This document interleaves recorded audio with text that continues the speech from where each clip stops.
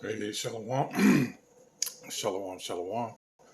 Kahalo Yahweh, Bahashim Yahushua, Bahashim Kakwadash. Once again, double honors go out to the apostles, bishops, and elders of Great Millstone who rule well. Salutations also go out to the fellow Akim that are out there on the highways and byways, pushing the truth across four corners of the earth, trying to wake up the remaining hopeful elect. This is Naaman once again from the GMS camp here in DC. And, well, we're going to go in on this devil, all right? This so-called white man who is of the nation of Edom. That is his biblical nationality, his biblical identity, all right? Always remember that.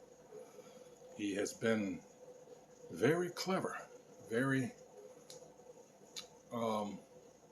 good at hiding who he is in history. And there's a reason for that, because once you find out and do your research, there's nothing good to say either in the Bible about Edom or as it pertains to the so-called white man. All right, he's done an excellent job of inventing or reinventing himself to be something that he really is not. All right, they really are, and once you see this, they really are base men. They are base, really low individuals, peoples, I should say. But once again, they've done an excellent job with propaganda. You know, caveman with a suit, still a caveman. All right. This guy right here is going to go and tell you how Moab dealt with these people and knew their history. All right, and how deceitful, barbaric, and murderous that they really were and still are, I should say. All right, Shalaki. So, like the scriptures say, it's nothing new under the sun. All right. So let's go ahead and get into this. Roll the video. It says Khazars are infamously known in history as the name stealers. Now remember that. The name stealers. All right. They pulled off the greatest con in the history of the world. The biggest case of identity theft that the world has ever seen. Pretending to be the Most High's chosen people. Being converts, no less. Wow. Here we go. Anyway, so we have here, there we go, better. We have a Khazarian empire that at one point went over, there we go, into the northern part of India. And we know this, that in spite of the formalities that said that the old Khazarian empire ended in this area here, we know it extended over as far as this boundary here, because there are persistent historical, not myths. They do have some aspects of legend, but they're inculcated into our expressions in all of our languages. So even in Chinese, so in China, there is this, the cultural work for the Chinese is called The Journey to the West. Really, it's a cool book. Jackie Chan's made several movies about the central characters in that book. All Westerners should read it if you want to understand the Chinese mind. It doesn't aid you understanding the CCP and those people, but it does aid you in understanding the cultural milieu in which China has arisen to the modern state here. Okay, but even in Journey to the West, there are aspects to this little story here. The Chinese had this phrase, this expression, that you had to watch out for the name stealers. We have that same expression arising from Europe in 800 AD. That was when it was written down in 800 AD. It was written down in Europe. Watch out for the name stealers. Don't have anything to do with them. All of this kind of stuff. You're just going to get into. Exactly. Who are these people he's talking about? And it's going to become clear, and I got several books here to aid in this. Uh, the same thing's been going on. All right, who are these people? The name stealers, huh? What should you be thinking about when you hear that? The name stealers. What do they do? He's going to go into it. Trouble, and the name stealers here that are being referenced, and the name stealers referenced in China that goes back even further than that, 800 AD. Now, this was written down in 800 AD. They may have had it for 1,000 years before that as part of the heritage in the Oralinda, the Codex Oralinda. This is where I'm referencing it, right? But it's written down in other areas, in other literature. I think even Chaucer had a little bit of an allusion to it. But in any event, so it goes back some period of time. And these are the name stealers, okay? Because the Khazarians were this group. Now in China, they described it as if you go far enough west, you will run into these people that will invite you into their village as a traveler. They will feed you. You will have a nice drink. You have a great night. They put you in the best bed in the inn, and then they kill you. Okay? Then they kill you. They take all of your possessions and they steal your name. Now, while you're having dinner with them and they're getting you drunk and stuff, and they're drugging you up, they were known to really use drugs and be black magic kind of people, right? A lot of black magic is associated with the ability to know how certain drugs will affect the mind, et cetera, and you can introduce them into food. So mostly a lot of magic per se is dealing with drug states for the mind. That aside, the Chinese had the understanding. Kaya, all right, that's witchcraft. All those peoples, Romania, Bulgaria, those Eastern Bloc countries, Poland, all that area there, all of them, we're dealing with the same people, just different tribes, you have to understand. And we're dealing with the nation of Edom. So these Khazars, and I'm going to read a few articles here. I'm going to say that for last. So we're going to go here. Let's see. All right. I don't know why it stopped there. Oh, man. It never fails. You have everything set up, and then for some reason, it jumped way to the top. Or I should say, to the end.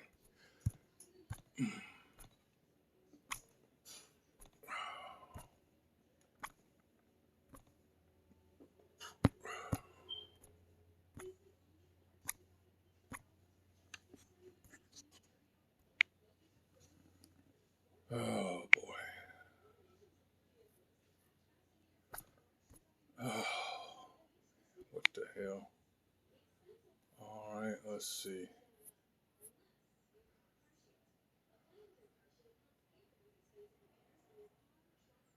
All right, here's one. This is a Ishmaelite Muslim. All right, he was known to do business with these people. And here's what he had to say. Ibn Fadlan, all right, an Arab among the Vikings of Russia. All right. It says in 921, the Arab traveler Ahmad ibn Fadlan went on a diplomatic mission to what is now Russia. There he encountered numerous Turkic peoples, among them the Khazars. Again, if you didn't know they were the Turks are Khazars, they are not Ishmaelites. They never were. All right, they converts also to Islam. It says one of the few groups in history outside of Israel to adopt Judaism.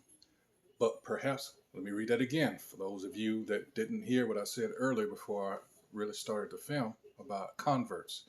It says there he encountered, talking about Fadman, he encountered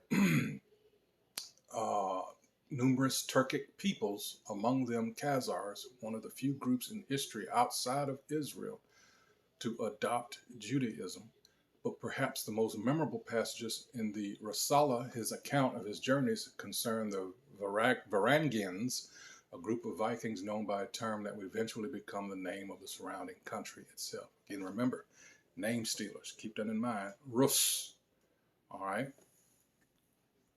All right. You see, if you got your mind rolling here, you get Rus. Remember that. All right.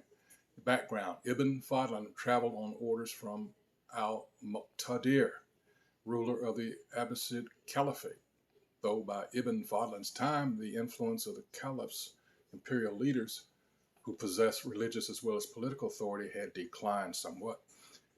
The Abbasid dynasty still remained the single most powerful force east of the Byzantine Empire and west of China. Through military might, combined with their fervent belief in Islam, the soldiers of the Umayyad, I guess I said that right, Caliphate, had extended Arab influence from Spain to India, and though the Abbasids proved less aggressive militarily, they were nonetheless eager missionaries for the Muslim faith. Hence the purpose of Ibn Fadlan's mission to explain Islamic law to the recently converted Volga Bulgars. The Volga Bulgars had moved into Eastern Europe from the frontiers of China during the 6th and 7th centuries, part of a great wave of migration that brought various Turkish peoples westward. All right.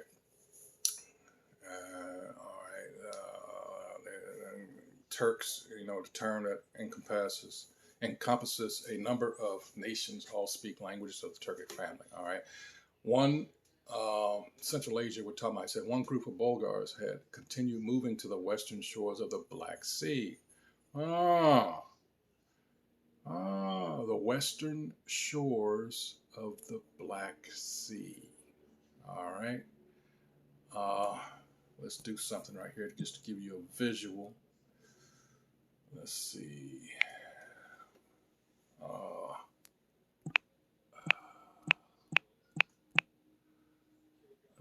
Let's see. All right.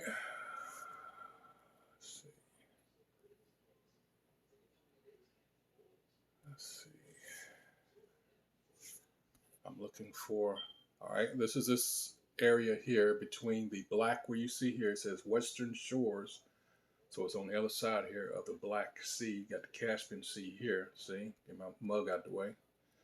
So all this is Russia. This is going up. This is where all this shit is going on today. When you go up a little further, all right, you have Ukraine and all that, Kiev as you go further. And a little to the left, my left, or to the west here, you have Ukraine and all that. All this, that's why this is that history that's still relevant. And you get to see why certain people don't like certain other people. All right. So let's go back to, let's see, where was I? Oh, never mind. Let's go back to where I was. All right, let's go back to this one. All right, so I just got to give you a visual of the area on the map, what region on the earth that we're talking about. All right, it says becoming Christianized and settling in the land that today bears their name. By contrast, the Volga Bulgars, as their name implied, has settled along the eastern shores of the Volga River in what is now Russia. Another notable, remember the Rus, all right, Russia, all right. Another notable Turkic nation in the region were the Khazars, who in the 8th century had converted to Judaism, circa 740 AD, all right. The Khazars lived on the southern end of the Volga, and as early as 568 had sent an ambassador to the Byzantium, all right. All right, so let's get this real quick here. And the process, once this catches up with me, because you always have to remember all this that they had skewered as far as history goes, trying to hide themselves, it's not going to work. This is Luke 8 and 17. It says, "For nothing is secret that shall not be made manifest, all right, neither anything hid that shall not be known and come abroad." All right, so again, how are the things of Esau searched out when we go to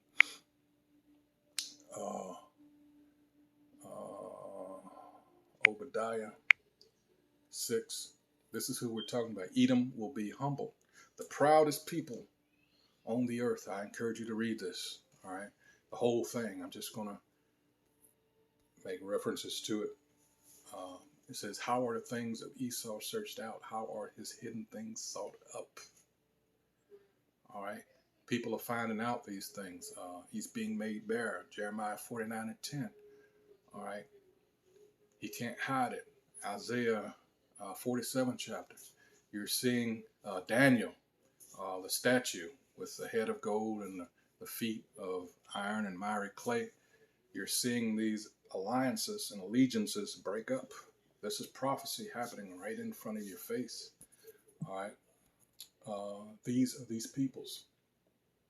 All right. Let's see. Yeah. In time, their realm came to be known as the Khazar Khanate, or simply Khazaria. It was one of the few lands in history other than ancient or modern Israel and a few Semitic, they go to Semitic again, states at the southern tip of the Arabian Peninsula during the early centuries AD, where Judaism was the majority religion. Judaism has nothing to do with the scriptures, all right, with this. These people that are, that's which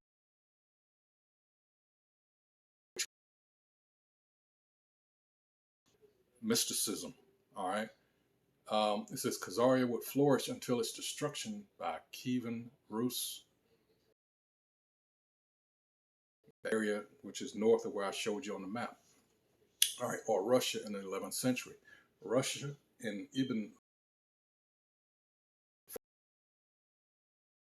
though the people who came to be known as Rus had already arrived. They were Vikings, part of the vast group of nations that had burst into the pages of history late in the 8th century. Sorry. In the years that followed, they had fanned out across Europe, heading as far west as Iceland, Greenland, and later North America. Some even moved into southwestern, but those are the originals. Ah, see. Some even moved into southwestern Europe, where they came to be known as Normans in France and Sicily. Then there were the Varangians, a group of Vikings who in 862 sailed out of their homeland in Sweden eastward across the Baltic Sea and up the rivers of Eastern Europe, working their way further inland, drawn by myths of a rich city of gleaming gold, no doubt Constantinople.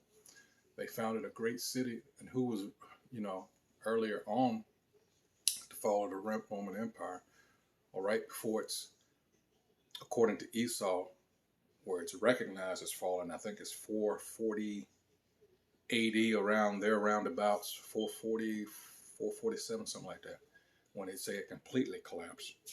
But before then, you had Jake rule. All right. So, yeah, after the pagan Caesars or emperors rule, uh, all kinds of uh, base, uh,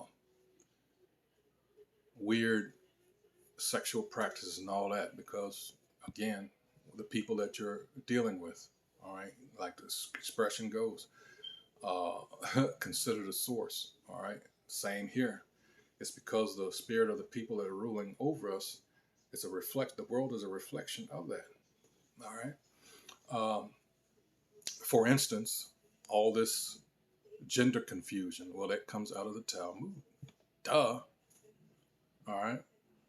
They also established a control over Kiev, founded earlier by the Slavs, the people who first gave the Varangians the name Rus. All right. And when you get into it, you'll find that some of the things we've gone over, where it talks about the seven heads, the ancient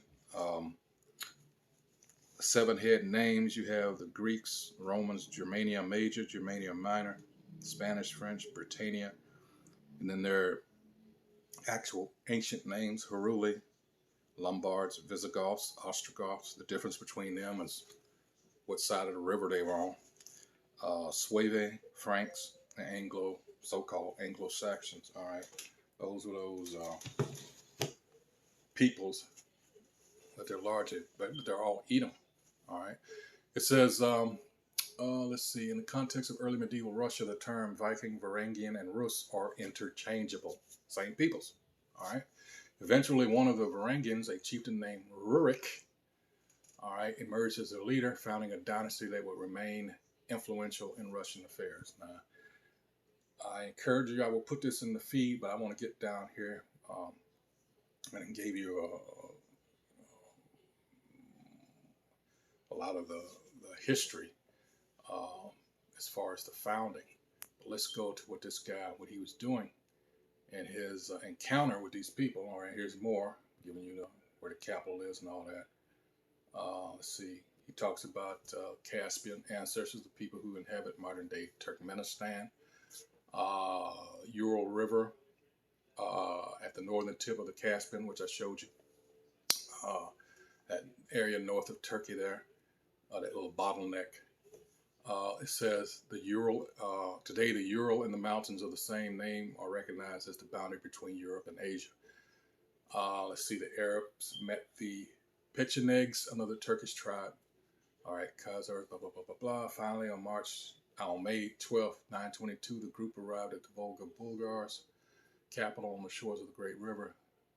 There they were presented to the Bulgar Khan, and Ibn Fadlan read aloud a letter from the Caliph before presenting the Khan with presents. Okay, I'm going to skip on down because he's going to, let's see, here it is. I'll read it. But the Bulgars, though they provided much of the purpose behind Ibn Fadlan's mission, do not occupy the most memorable passages in Ibn Fadlan's narrative. Rather, his focus is on a group of people he met during his time among the Bulgars, a strange, blonde-haired and blue-eyed race who had settled in the region and with whom the Bulgars traded. They were the Varangians. Now, you remember I just told you these names here, the Rus, the Varangians, Khazars, they're interchangeable, right? They are the filthiest of God's creatures. They have, damn, I didn't like that. They are, I repeat, what I leave off? Oh, they are the filthiest of God's creatures. They have no modesty, edification. They are like wild asses. Yet, as he wrote elsewhere, I have never seen more perfect physical specimens, tall as date palms, blonde, and I've got that word ready. All right. The ways of the Varangians, for instance, their practices with regard to sex, hygiene, and religion, seem to have filled Ibn Fadlan, a highly educated member of what was perhaps the world's most advanced civilization at the time, with a weird fascination. Particularly noteworthy was Ibn Fadlan's description of the ritual surrounding the burial of a Viking chieftain. The dead man's belongings were divided into three parts, one part for the wife and daughters of the deceased, one part to buy clothing for the corpse, and one part to pay for the vast amounts of alcohol that would be consumed by the men taking part in the 10-day-long funeral. The female slaves of the deceased were asked, "Who among you will die with him?" And one eventually came forward and said, "I." Presumably the volunteer was compelled by fear, combined with only a vague notion of what awaited her. She participated in gruesome rituals and then was killed. Her corpse was then placed alongside that of the deceased in a boat, which would be launched on a river and set ablaze. If in this moment a wind blows and the fire is strengthened, Ibn Fadlan wrote, the man is accordingly one who belongs in paradise. Otherwise, they take the dead to be one unwelcome at the threshold of bliss or even to the condemned. All right. So that's enough of that. I just wanted to get to hear that part.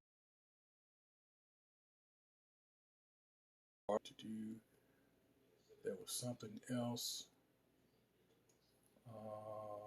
Let's see, hidden history.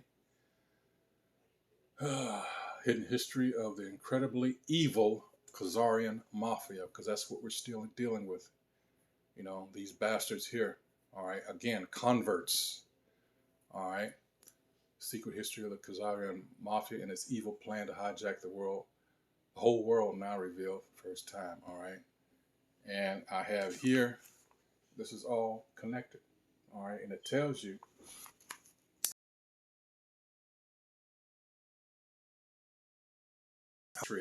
concerning them that they had to get rid of. All right, because like I said earlier, it's nothing good written about these people in history. All right, they did a fantastic, for lack of a better term, whitewashing of history concerning not only the dark images when we talk about um, iconoclasm, but the um, making themselves to be pious. You know, from the time of the Renaissance, where they, uh, by and large, made themselves look like I said, the chosen. All right, because we were being brought down. They, again, that rebirth, what Renaissance actually means. Why did they have to be? Why did there have to be a rebirth if they was always in charge? Think about that. They can tell you what happened supposedly in 1 million BC, but they can't tell you what happened after the fall of the Roman Empire up until the Renaissance, a.k.a. the so-called Dark Ages. Huh. Wow.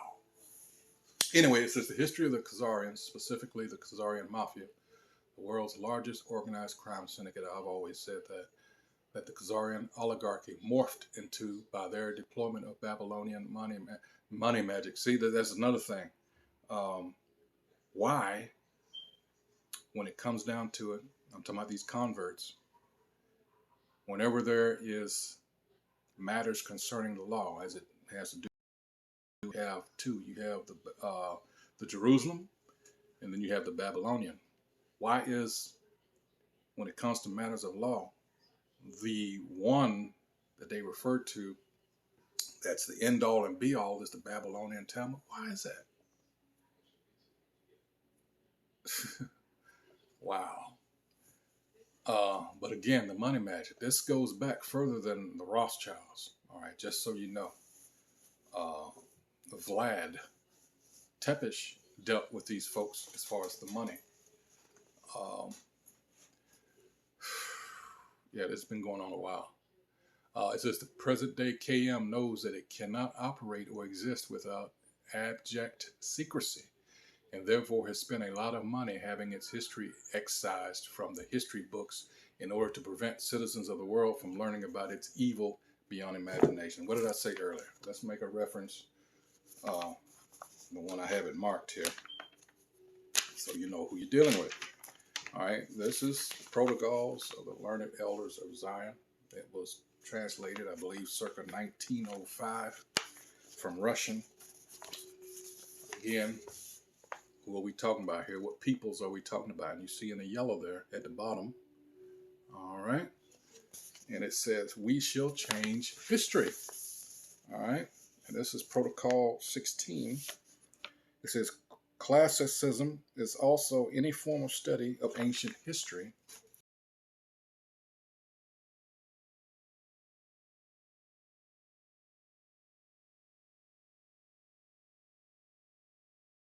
of the future. We shall erase from the memory of men all facts of previous centuries which are undesirable to us. All right. In the yellow there, the first 3 lines. All right. All right. And leave only those which depict all the errors of the government of the Goyim.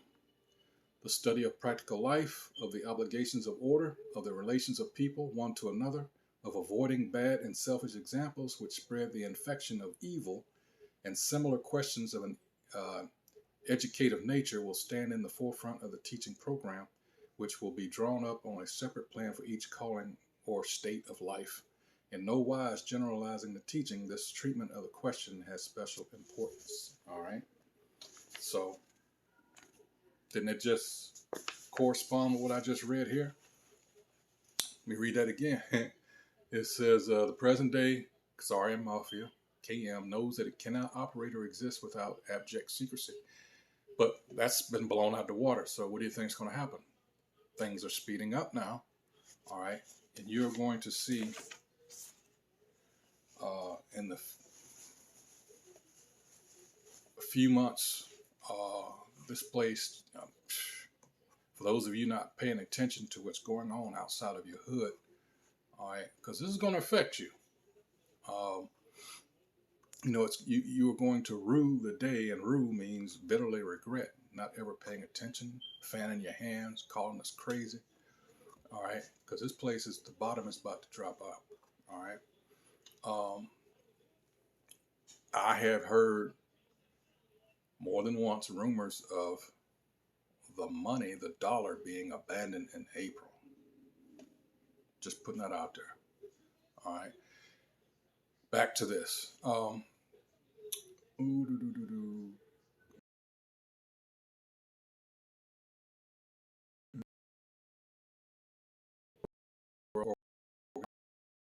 All it's ever been. It's an organized crime cabal. There's nothing. It's the exact opposite. All right. They use things to their advantage, whether it be religion. It's a tool to them. That Vatican, what did the Pope just come out? I wish I had it. Oh, I didn't think about having it ready. He just told you that they've taught you bullshit all these years.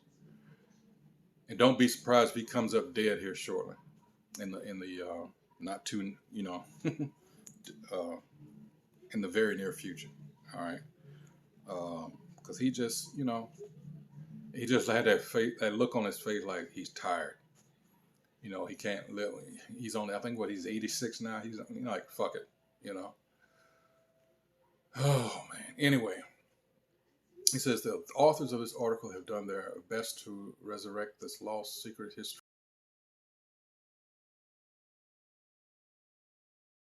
Khazarian mafia. This history available to the world via the internet, which is the new Gutenberg press. Thing that didn't go too well for them. All right. Who was it? Jay Rockefeller, the former, was he a governor or was he a senator in West Virginia? Um,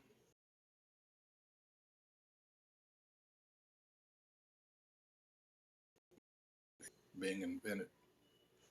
All right. Yeah, because they can't control it like they want to without just completely axing it. But it served its purpose because the information got out. Yahweh Bashim Yahweh Shah allowed it to really be used to wake up his people. All right. Who got it, who was meant to get it, got it. All right. So inevitably, it was a tool of the Most High. You got Psalms 19:4 and Romans 10:18 that tells you that. All right. Let's see. It says it was Mike Harris that connected the dots and made the actual discovery of the presence of the Khazarian mafia's secret history and blood oath to take revenge on Russia for helping Americans win the Revolutionary War and the Civil War. Again, you have to understand how we see these things. You got to understand what I'm about to tell you. America, well, let me put it around its pinky. All right, these fools, these um, so-called good, upstanding white Christians have been used, and they don't understand that these people hate them. They're the same people, mind you. Like I said, different tribes, but they hate these converts. These Talmudists hate white Christians. They have used these people. One, who was it? Netanyahu. How you say his fucking name? The Polish guy, the current prime minister. He was sat down. There was an interview with what's that guy's name? He's always running his mouth. He's a comedian. He's a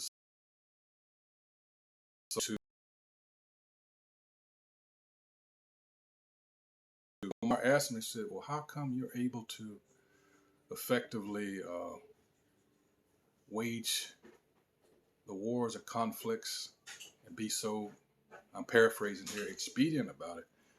And the guy smiled, He said, because we have America. And they do.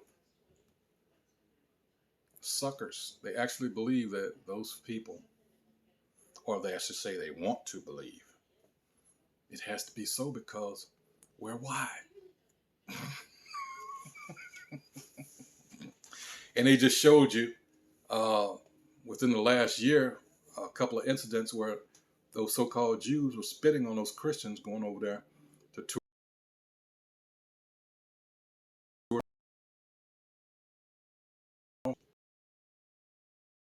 And it's all kinds of holes in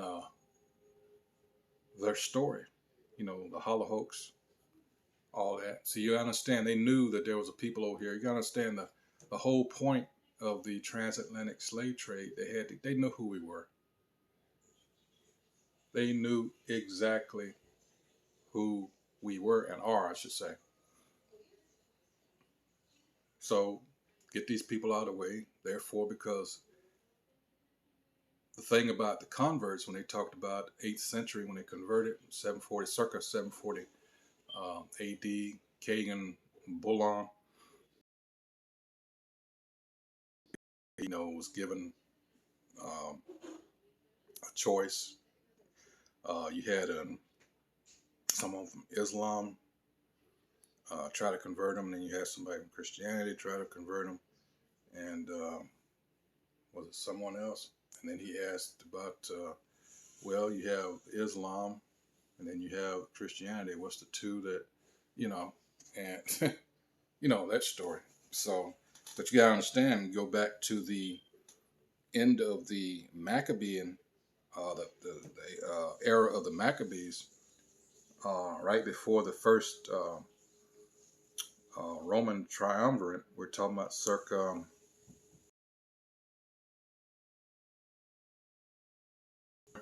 um, maybe 100 years, maybe that may be pushing it a little bit. But John Hyrcanus and the forced conversion of these very same people into what became Judaism. All right.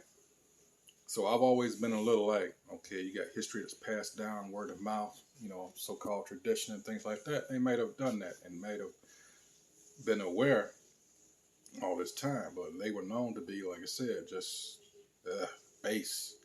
But in the case whether they did or not, that's not important. We know that they are converts as we know them now. They were never the Israelites. The Israelites, not Israelis, the Israelites. All right. And I forgot to bring my um, Jewish almanac from 1980. It tells you they knew that the so-called North American Indians were the lost tribes of Israel. All right. And some other things in there. So these people have been playing this game. Like I said, it's the greatest case of identity theft the world has ever known. And they have gotten extraordinarily rich off of that lie. All right. Off of our backs. How about that? You want to know why you're not going to get reparations? Because this is who you deal with. I always bring up Psalms 43, King David, Psalms 43 and 1. Let's get that real quick. All right, because no, there's nothing righteous about this man, anything to do with justice. Again, quite the opposite. This is Psalms 43 and 1. It says, judge me, O Most High, and plead my cause against an ungodly nation from the deceitful and unjust man. It's never going to happen. I just watched a special on PBS last night, and I will put, if I can remember, I'll put the link to it. It goes to all of this from the Civil War, Lincoln, the lies they told, which is here. I got two of them. For those of you that know of Dr. Claude Anderson, this is two books he did. This one, and it's called Dirty Little Secrets About Black History, Its Heroes, and Other Troublemakers. And this is the second one, More Dirty Little Secrets. This one, him and his son worked on this together. But just to give you an example about the bullshit that we learned in school about Lincoln's, you know, he was so righteous. He freed y'all. Oh, man, you should reverence him. Okay, whatever. But here you learn that post-Civil War, hold on. Here we go. Lincoln didn't free the slaves. And that was, and then you find out, well, let me finish this first. It goes, I'll just read the green section here. All right, I got it highlighted. Hopefully, I got it close enough. Let's see. All right. So it says most politicians knew that Lincoln's Emancipation Proclamation was a sham. Lincoln was president of the Union only. He could not and did not free black slaves. The Emancipation Proclamation spoke gloriously about freeing slaves in the Deep South, over which the Union had no authority. Yet it ignored blacks in the border states over which Lincoln did have authority. The attitude of Lincoln and his administration was succinctly put in Lincoln's letter of December 22nd, 1860, to Alexander Stephen, soon to become Vice President of the Confederacy. Do the people of the South really entertain fears that a Republican administration would, directly or indirectly, interfere with the slave or with their slaves if they not me that there is no more danger in this respect than it was in the days of Washington? Even the British press regarded the Emancipation Proclamation as sheer hypocrisy. The Times of London sarcastically remarked that Lincoln considered himself a sort of moral American pope, where he has no power. Mr. Lincoln will set the Negro free. Where he retains power, he will consider them as slaves. Lincoln died holding the same views about blacks that he held firmly throughout his public life, which was not good. This next one, in the purple, read the title. It says, The Great Emancipator, Sick Joke. I'm reading this because who do you think's behind teaching us all these lies? All right. It says, there is an old adage, that whatever a man jokes about is what he truly feels. I said, if there is any truth in this saying, it speaks poorly for President Abraham Lincoln. After Elijah Lovejoy, an anti-slavery editor, had been killed by pro-slavery forces, Lincoln made a joke out of his death. In a speech in Worcester, Massachusetts, he said, I have heard you have abolitionists here. We have a few in Illinois, and we shot one the other day. The crowd roared with laughter. This was in Massachusetts. On the serious side, many of Lincoln's formal statements revealed he held no love for blacks, free or enslaved. So there you go. And there's other things in here things you were taught. The curriculums and things ultimately being taught that lets these people know what they can and cannot put out there. Like I said in the other article, what I read rather, about them having all this control. All right, let's finish this out. Had the saying or had the understanding that if you went there, they would get your story. They would steal your name and your story. And so the Khazarians were known by the Chinese, and so but it was known on both sides. So if you were over here and you were going to try and do business with the Chinese and you went through there, you might run into one of these groups of the Khazarians that would kill you after learning everything they could about you. They would steal your story. Then they would go to China, pretend to be you, make the deal, and then go back, and the deal never happens. Really, that was the thing, right? These were truly evil people. Now, both sides of the trade equation understood that there were nasty people, and in the Codex Orlinda, they're described as being to the east, and the Chinese are describing them as being to the west. Aha! Anyway, so here we are in our current war. All right, and so in our There you go. All right, and just that little bit there. So much information. All right. I'll follow up on this as soon as I can. But I just wanted to get this out here. You know, like the scripture said, there's no new thing under the sun. These same people All right, they're just evil. That's why they are known as the wicked. All right, man. It, wow. I mean, I even have this book. All the things, we talk about iconoclasm and shit. King James right there, center at the top. He was never a so-called white man. Who do you think is behind this? What do you think the New World Order, since I got this book in my hand, is about? All right? Because he goes in to tell you about Benjamin Franklin talking about the people. It says swarthy Germans. All right? What does swarthy mean? All right, let's go. I think I got my trusted dictionary here. What does swarthy mean? All right. Swarthy. Being of a dark hue or dusky complexion, tawny. All right. Naturally having skin of a dark color. A dark-skinned beauty. Duh. All right. Wow. All right. That piece of shit, what was his name? That they like to celebrate. Look at all these this one here, where it shows you the Germanic nobility, German nobility at the time, who's coming out of the forest.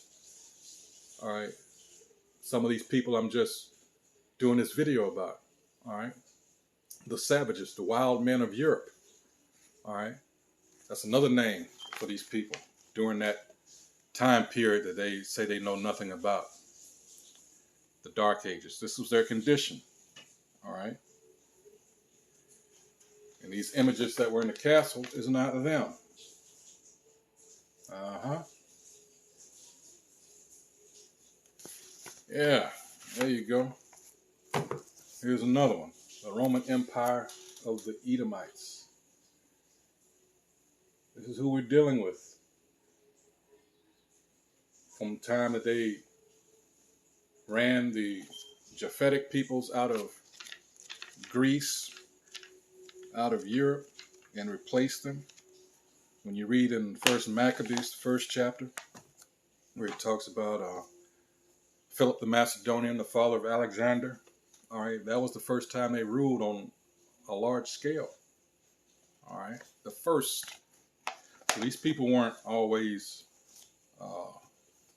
you see these, what they like to do, superimpose their images over, say, like ancient Egypt. Well, they did, but you have to know that history. They did rule Egypt when it was, hell, I could walk in there. We're talking circa 300s AD, 300s BC. All right, when Egypt had long fallen. That's when Alexander, circa, I guess, I'm just going to say 300s. I can't remember exact date because I think he died at 332. So, somewhere in that range, between there and 400s AD, 400s BC. But don't quote me on the dates here. I don't have it right in front of me. Let's just say, well, since we got it here, let's see. Let's put his father. Let's see, Philip. Whoops. Macedonia.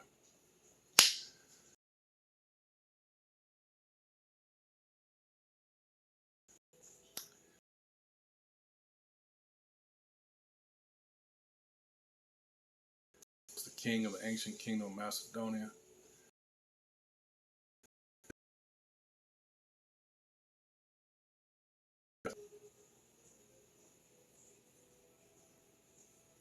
So no, they are not the originals. They just this is this is just something that they do. All right, it's all kinds of scriptures on. We can go to Micah. Um, it's all throughout. It's warning you of these people. That's the history of these so-called white people from Europe here. what did he say? The name stealers. This is what they would do. They would more or less, you know, greet you, wine and dine you, all the while drugging you, and then, you know, get your story, all right, and pretend to be you after they killed you. Who does that sound like? Oh man. See, there are certain traits as you go throughout, just like individual has certain characteristics, um, quirks, whatever have you. Nations, the same way. I'm thinking of, off the top of my head, Moab, where it goes into chapter uh, about what's going to eventually happen about Moab being, hold on. Uh, I'll say Jeremiah 48. Let me make sure. I think this is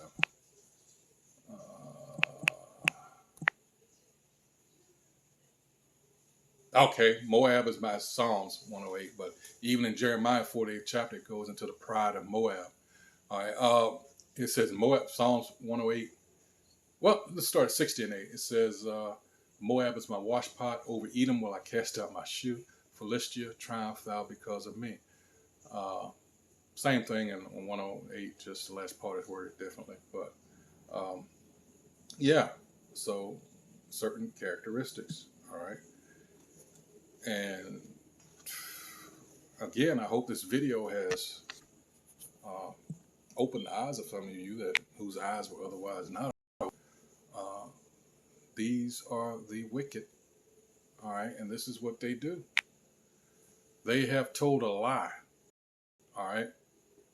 This lie has garnered great sympathy and pity. And these aren't even the people, the Israelites. We are. Have you noticed that anytime we bring up what's happened to us,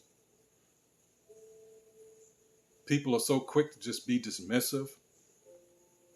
But those people, you know, what's that saying about a lie make it all around the world while the truth is putting on its boots? That's true. All right. People are so quick to believe this, but now other people that don't look like me, all right, and a lot of you that happen to see this, they're like, those people aren't over there. Because why? The prophecies, they do not match the prophecies. We do, like a hand in a well-fitted glove. We do. Not them. If you would take the time to read the scriptures, but then again, you can read, and as is proven, but you don't have that understanding. All right, Proverbs 4 and 7. That's the thing you should. Again, this is a spiritual book for a spiritual people. Not get caught up in going to a school. The arrogance of these people study theology. Like, how arrogant do you have to be to think you can? What's the word I'm looking for? Quantify the Most High. And you people believe it. You go and get all these fancy degrees and come out with these $100 words and not knowing what the hell.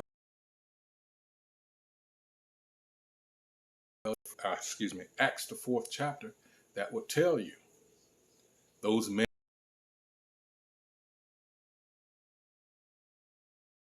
people. Oh, but those people, oh, they didn't go to our schools, they didn't get our degrees. Same thing they're saying now.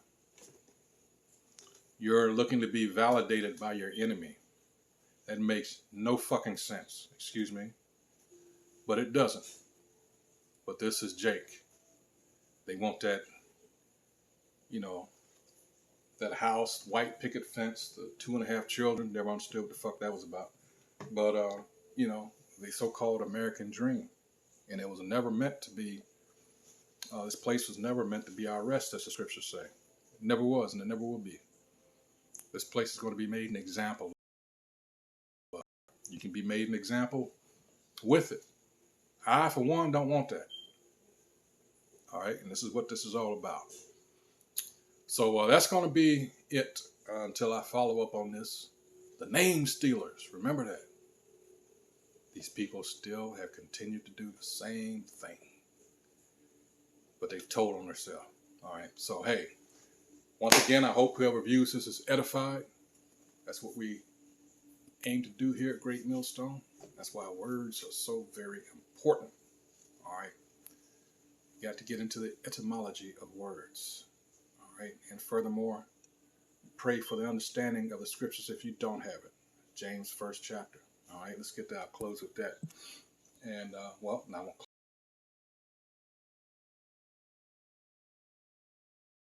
close. Let's see. And it tells, like wisdom, let him ask of Yahweh Ba'ashem Yahushua that giveth to all men liberally and upbraideth not, and it shall be given him. But, it's prerequisite, let him ask in faith, nothing wavering. For he that wavereth is like a wave of the sea driven with the wind and tossed. All right. You're anchored to nothing, no foundation, nothing, not rooted. All right. So again, we're at this time now that when I go here, this is what all I've read and showed you there so far. It says, this is Sirach or Ecclesiasticus 25, verse 7. There be 9 things which I have judged in mine heart to be happy, and the 10th I will utter with my tongue. A man that hath joy of his children, and he that liveth to see the fall of his enemy. And that's, of course, you can't have joy of your children now because they're coming at you with having drag queens and certain people try to catch your, a wicked left-handed version of Proverbs 22 and 6 about, raising up a child the way he should be when he's young. They're catching your children early so they can pervert them early. All right. And the second one, we're seeing all his lies being exposed as such. It's a beautiful thing. And nobody wants to be associated with him now. You got the BRICS nations. Again, the history of these peoples. And those people, again, Psalms 83 again, because these people have known for quite some time, some long, that those were not the people. They don't belong in Israel. They never did. But now that they're catching heat, all right, now that they're pissed off, now they want to come out and say, oh, those people, there was no Holocaust. Those people aren't the Israelites. Israelis just means occupier of the land. Sure, they would fit that bill, all right, as would anyone that's living there, but they're not the ancient Israelites. 2 totally different things. So with that, until the next video, once again, I have to remind the brethren, the Akim and the Akwath that watch this, prayer is such an important aspect of this. All right. Continue to pray. Pray always, as the scripture says. So with that, till the next video, shalom.